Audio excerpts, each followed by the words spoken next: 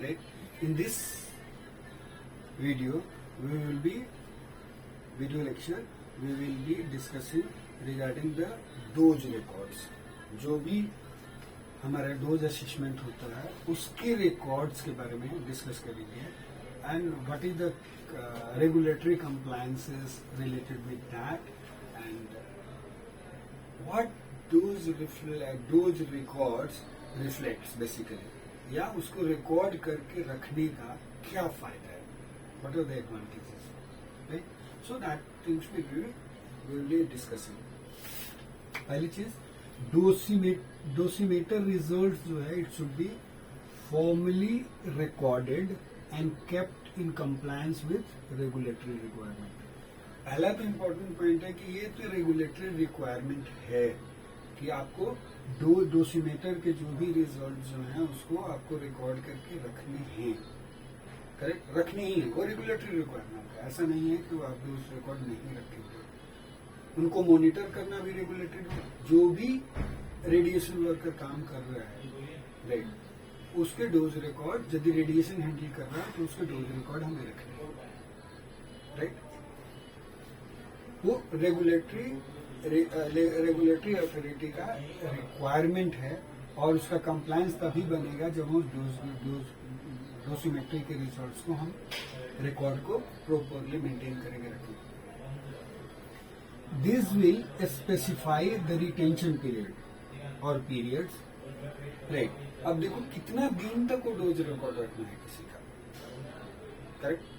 तो वो dose record जो है वो डिपेंड करता है कि आपकी रेगुलेटरी अथॉरिटी ने क्या डिफाइन किया है कि कितने साल तक आपको डोज रिकॉर्ड रखने हैं. डोज रिकॉर्ड जो है वो दोनों जगह स्टोर होता है. आपकी फैसिलिटी में तो रहेगा ही रहेगा, जहां मॉनिटरिंग सर्विसेज है वो भी स्टोर करते हैं, और वो फाइनली AERB के पास भी होता है.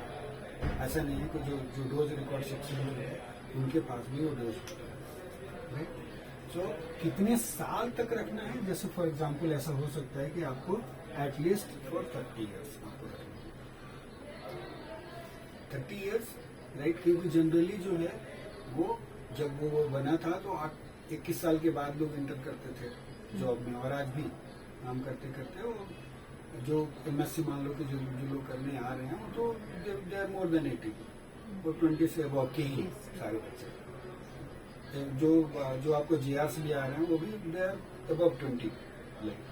सो वो एडल्ट ग्रुप में आ जाते हैं, और जब उसके बाद वो लोग मॉनिटर करेंगे तो वैसे भी 30 साल आप जोड़ लो तो 50-60 यही जो रिक्वायरमेंट है वो पूरा हो जाता है. अब ये है कि आपको ये देखना है कि आपकी रेगुलेटरी अथॉरिटी जो है वो क्या मैंडेट बनाती है, उसके हिसाब से रिटेंशन पीरियड. जैसे हमने यहाँ पे एग्जाम्पल के रूप में दिखा दिया कि 30 ईयर्स हो सकता है, right. And often the format, दोनों ही चीजें रेगुलेटरी अथॉरिटी जो है वो स्पेसिफाई करती है. क्या स्पेसिफाई करती है कि कितने दिन तक रिटेन करना है डोज रिकॉर्ड, और किस फॉर्मेट में रिकॉर्ड करना है. अब देखो, डोज जो है वो आप हार्ड कॉपी भी रख सकते हो और सॉफ्ट कॉपी भी रख सकते हो. कंप्यूटराइज डोज रिकॉर्ड भी रख सकते हो. कंप्यूटर में आप सारी चीजें मेंटेन कर सकते हो. कंप्यूटराइज डोज रिकॉर्ड जो होता है कई बार काफी हैंडी होता है, लेकिन उसके भी अपने प्रॉब्लम्स हैं. कंप्यूटर चला गया, उसके बैकअप रखना, वो सारी चीजें करना वो हमारा काम है. दूसरा, उसी तरह से जो हार्ड कॉपी भी जो होगी उसके भी अपने प्रॉब्लम्स हैं. चूहे खा जाए, जल जाए, पेपर खराब हो जाए, तो उसके भी रख रखाव की व्यवस्था वो हमें देखनी है. लेकिन every system has got merits and demerits. Dose record जो है कि क्या पर्पस है, सो it has got the following purpose. Number 1, they demonstrate compliance with regulatory requirements, showing that controls are used to keep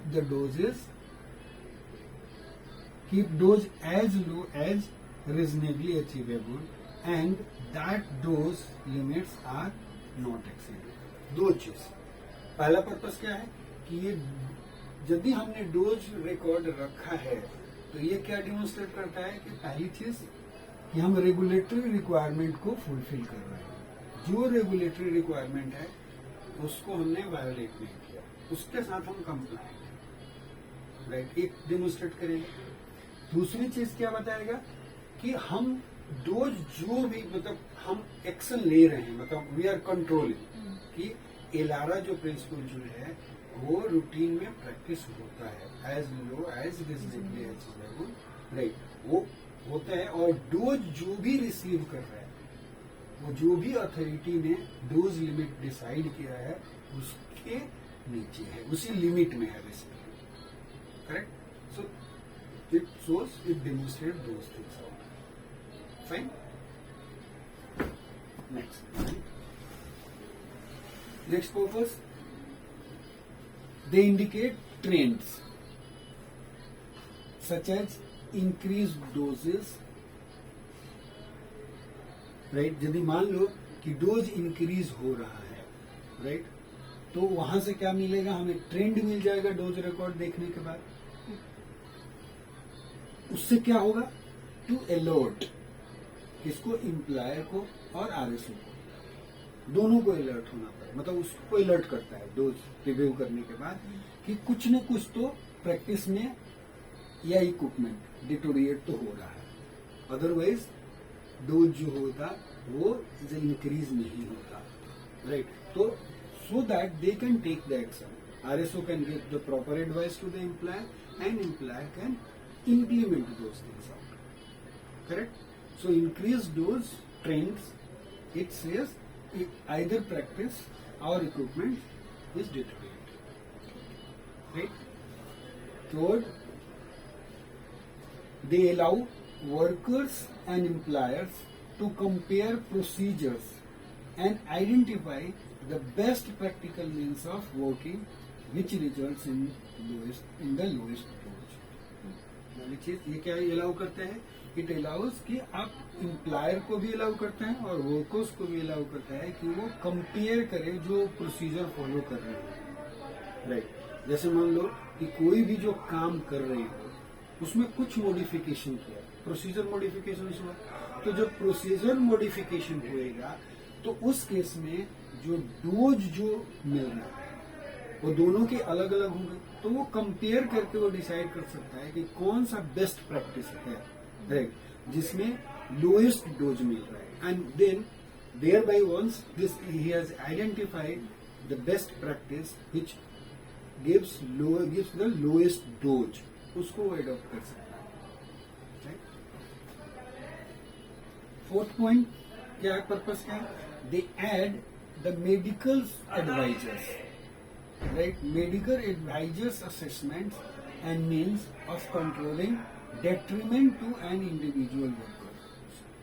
मतलब ये क्या करते हैं कि ये डोज रिकॉर्ड को जो मेडिकल एडवाइजर्स हैं, राइट, जैसे मान लो कि यहाँ पे वो डोज जो है हमारे अलावा या आरएसओ भी हो सकता है, लाइसेंसी भी हो सकता है, डिपार्टमेंट का भी हो सकता है, या कोई डिजिग्नेटेड एडवाइजर हो सकता है, वो देखने के बाद उस डोज को डोज रिपोर्ट रिव्यू करने के बाद वो उसको ये बात समझ में आ जाएगी कि इंडिविजुअल वर्कर को यदि मुझे प्रोटेक्ट करना है, राइट, तो मुझे क्या करना है एक बार, और या कौन सा ऐसा प्रोसीजर है, कौन सा ऐसा पॉइंट है जो इंडिविजुअल वर्कर के लिए कि पर्टिकुलर, क्योंकि इंडिविजुअल वर्कर का डोज है, प्रैक्टिस के बारे में तो बोल रहे हैं, इक्विपमेंट खराब है बोल रहे हैं, लेकिन वो उसके भी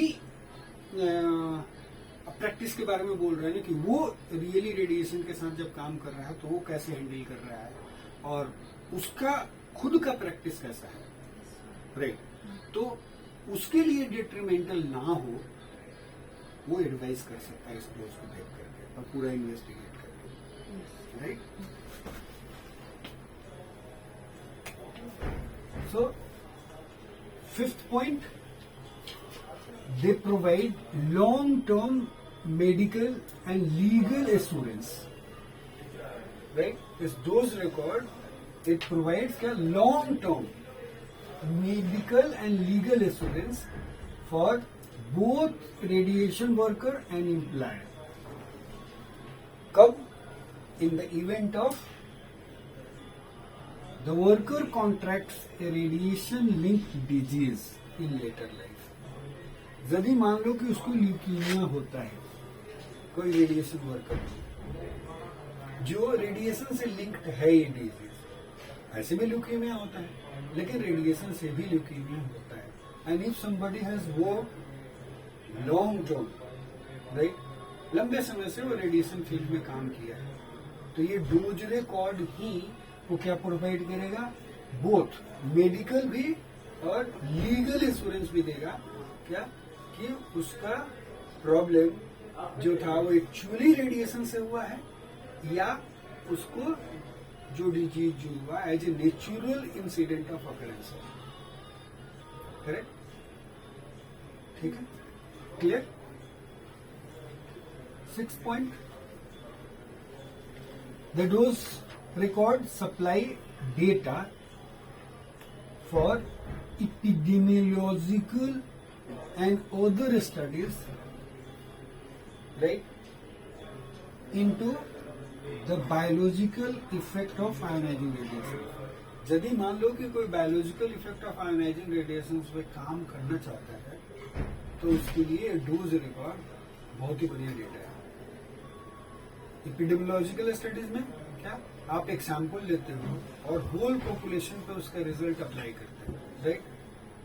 तो इस टाइप की एपिडेमियोलॉजिकल स्टडी भी यदि आपको करनी है उस समय पे भी डोज रिकॉर्ड जो है वो एक डेटा सप्लायर के रूप में काम करेगा।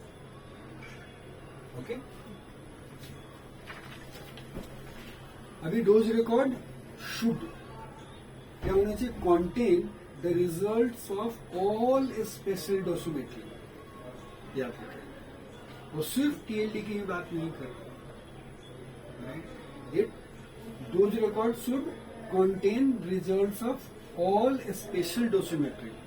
जैसे मान लो कि आप डीआरडी यूज करे हो, बायोलॉजिकल डोसिमेट्री की तरह कभी कभी बायोलॉजिकल असेसमेंट भी उसका हुआ है, यूरिन सैंपल कलेक्शन हुआ during his life time, right? तो जितने तरह के डोसिमेटर्स भी उसने यूज करे हैं और या उसके लिए यूज हुआ है, जिससे जो डोज मिले वो सारी चीजें होनी चाहिए। So dose record should contain results of all special dosimetry including right assessment of doses to individual organs. यदि इंडिविजुअल मान लो कि बायोसे किया आपने थायराइड, कहीं मान लो कि इनहेलेशन का डाउट था, करेक्ट, तो उस केस में भी आपको थायराइड के यदि आपने काउंट्स लिए हैं, थायराइड से का डोज असेस किया हुआ है, so that also should be included कि थायराइड को उसको कितना डोज लगा होगा, correct. Each worker should have only one current dose record, right, which should be protected against loss or damage। मतलब हर एम्प्लॉयर का एक डोज रिकॉर्ड होना चाहिए, एक्सेप्टेड उसका डोज रिकॉर्ड है, जिस डोज रिकॉर्ड में वो सारी चीजें हर स्पेशल डोसिमेटर्स जो हमने यूज करे हैं उसके डोज जो है वो मेंशन है, करेक्ट। तो उसका अपना एक रिकॉर्ड होना चाहिए। उसके बाद व्हेन नेक्स्ट क्या, व्हेन एम्प्लॉयमेंट इज टर्मिनेटेड। मान लो कि मैं यहाँ पे काम करता हूँ और ये जगह छोड़ के जाऊंगा तो मेरा एम्प्लॉयमेंट तो यहाँ से हट गया ना। जैसे तुम लोग स्टूडेंट्स हो तो इधर आए, यहाँ से जाने के बाद वो आपका एम्प्लॉयमेंट यहाँ से खत्म हो गया, ट्रेनिंग कोर्स जो भी था, करेक्ट। तो उस केस में उसके बाद क्या होनी है, summary of doses received should be prepared, कि उसको कितने दिन तक हमारे साथ काम किया था या फैसिलिटी में काम किया, उसका एक समरी डोज रिपोर्ट प्रिपेयर होना चाहिए। And the worker may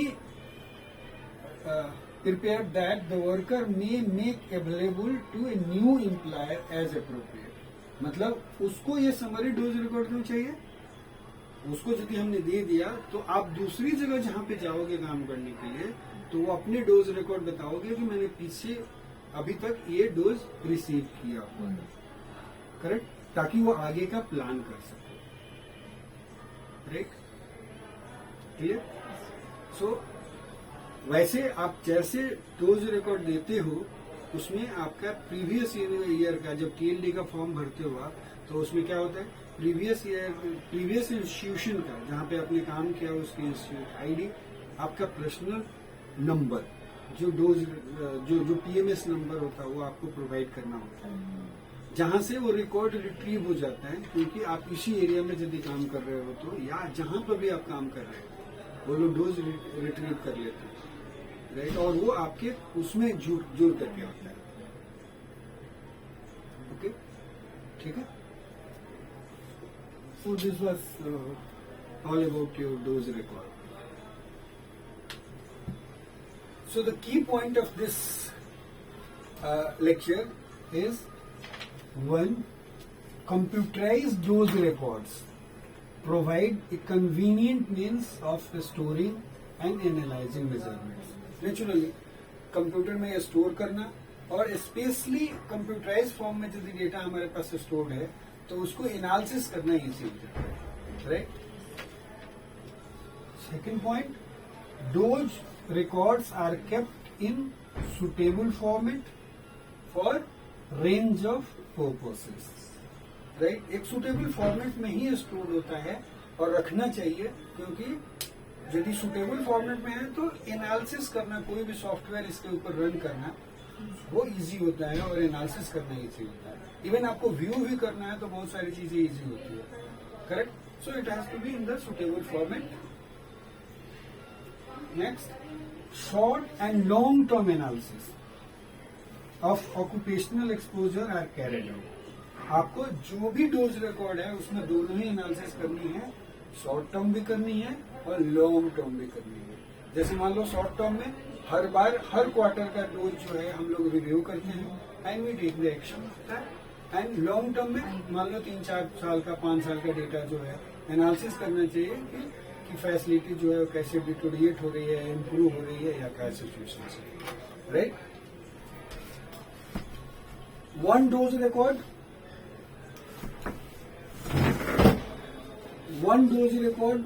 containing all dosimetric results should be kept for each worker। मतलब एक वर्कर का एक डोज रिकॉर्ड होना चाहिए जिसमें उसके सारे डोसिमेट्रिक रिजल्ट्स होंगे। ओके, मतलब एक रिकॉर्ड फिच किया तो उसके सारे डोसिमेट्रिक रिजल्ट्स उसमें होने चाहिए, राइट। Any doubt? थैंक्स।